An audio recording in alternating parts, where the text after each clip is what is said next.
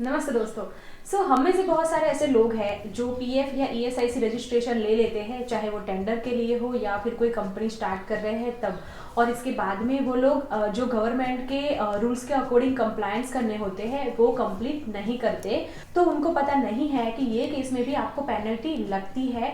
But अगर आपको returns वगैरह भरने ही नहीं है तो एक्चुअल में उसका सॉल्यूशंस क्या है, तो ये सॉल्यूशंस के लिए ही हमने आज का वीडियो बनाया है। और हम ये वीडियो में पूरी डिटेल में जानकारी देंगे आपको कि किस तरीके से आप पेनल्टी से बच सकते हो, और अगर आपको रिटर्न्स वगैरह भरने नहीं है और आपका रजिस्ट्रेशन भी कंटिन्यू रखना है तो क्या कर सकते हो। आइए स्टार्ट करते हैं हमारा आज का वीडियो। तो मैं हूं दिया पटेल एंड आप देख रहे हो आपकी अपनी channel accounting solutions for you.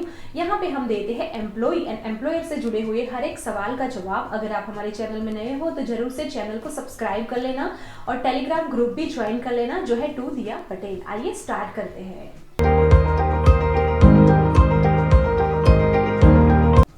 पहले हम बात करते हैं पीएफ की। अगर दोस्तों आपको रिटर्न्स वगैरह भरना है, आपने रजिस्ट्रेशन कर लिया है, इसके बाद में आपको मंथली रिटर्न हर महीने भरना है, तो उसकी प्रोसेस क्या होगी एक्चुअली, इसके बाद में आप क्या क्या कर सकते हो। रिटर्न भरना, पेनल्टी अगर लगी है तो किस तरीके से भरना है, रिटर्न्स के पेमेंट कैसे भरना, ये सभी की जानकारी हमने एक ही वीडियो बनाया था और इसमें दी हुई है। अगर आपको जानना है तो लिंक मैं डिस्क्रिप्शन में दे दूंगी, तो आप वहां से पूरी डिटेल्स में जान सकते हो कि किस तरीके से ये एक्चुअल में पीएफ रिटर्न्स की प्रोसेस होती है। तो ये हो गई हमारी मंथली कंप्लायंस अगर हमें करना है तब की बात। बट अगर आपको रिटर्न्स वगैरह नहीं भरने हैं, कंप्लायंस नहीं करने हैं, तो फिर इसका सॉल्यूशंस क्या है।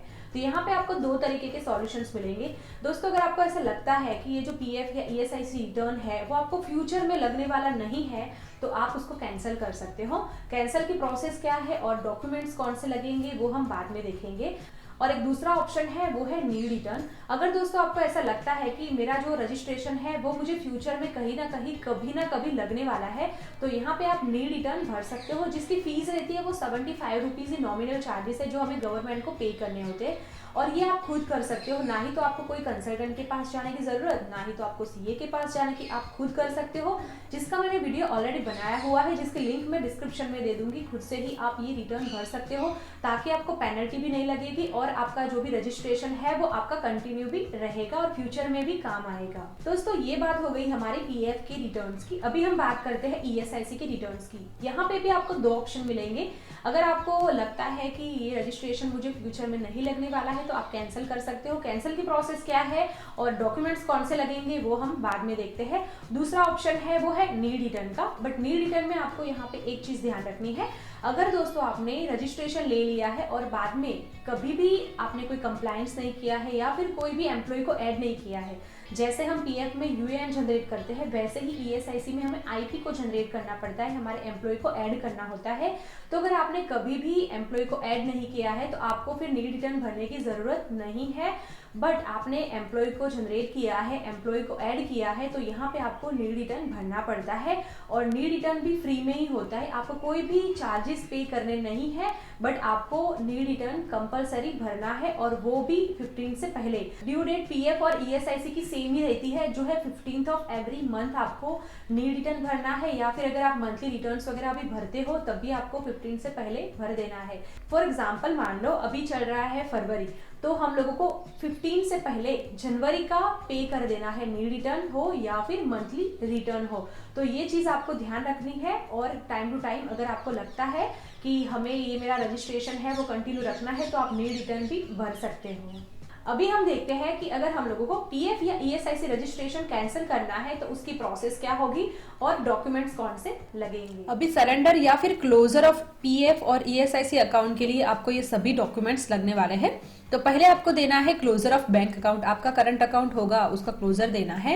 इसके बाद में एक क्लोजर लेटर बनाइए। आप आपका पीएफ या ईएसआईसी रजिस्ट्रेशन कैंसिल करवा रहे हो, जिसमें डिटेल्स में आप मेंशन कीजिए आपके ओनर का mobile number, registered mobile number, email ID and उनका प्रॉपर नेम, और एक क्लोजर लेटर बना के दीजिए। इसके बाद में है सरेंडर ऑफ इलेक्ट्रिसिटी, आपको देना है लास्ट 2 ईयर का returns of IT and GST returns, आपने जो भी पे किए हैं उनकी पूरी डिटेल्स आपको देनी है, डॉक्यूमेंट्स सबमिट करने हैं। इसके बाद में है एफएनएफ डिटेल्स। एफएनएफ माने कि full and final settlement of आपके एम्प्लॉय का, और आपने जो भी पीएफ ईएसआईसी के रिटर्न्स वगैरह भरे हैं अगर उसकी पूरी पेड रिसिप्ट आपको देनी है। और इसके बाद में है अगर आपका ट्रेडिंग का बिजनेस था तो आपको सरेंडर ऑफ ट्रेडिंग लाइसेंस देना है। इसके बाद में एलएलपी फर्म है या फिर आपका प्राइवेट लिमिटेड है तो आपको एमसीए को इंटीमेशन लेटर देना है। इसके बाद में है सेल ऑफ मशीनरी प्रूफ अगर आपका फैक्ट्री है तो, सरेंडर ऑफ टेलीफोन और साथ साथ में डिसोल्यूशन ऑफ लीज डीड और रेंटल अगर आपका है तो आपको ये डिटेल देनी है। और साथ साथ में आपके पास जितने भी डिटेल्स है आपके क्लोजर की तो ये सभी अटैच करके आप दे सकते हो। यहाँ पे हो गए हमारे पूरे डॉक्यूमेंट्स रेडी। और डॉक्यूमेंट्स रेडी होने के बाद आपको पीएफ और ईएसआईसी की ऑफिस में जहां से आपका रजिस्ट्रेशन हुआ है वहां पे ये डॉक्यूमेंट सबमिट करने पड़ते हैं।